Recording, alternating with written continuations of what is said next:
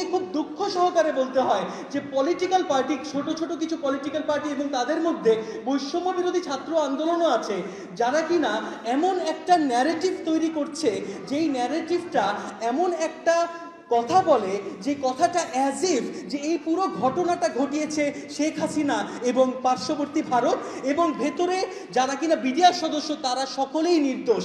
না, আমাদের এই সংবাদ সম্মেলনের মূল উদ্দেশ্যটা হচ্ছে এটাই প্রমাণ করা যে তারা সকলে নির্দোষ না।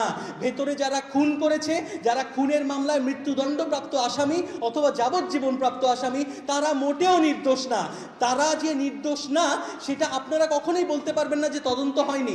তদন্ত হয়েছে, সেই তদন্তগুলোতে অনেকগুলো সাক্ষী ছিল, সেই সাক্ষীগুলো আপনাদের সামনে আজকে কথা বলেছে।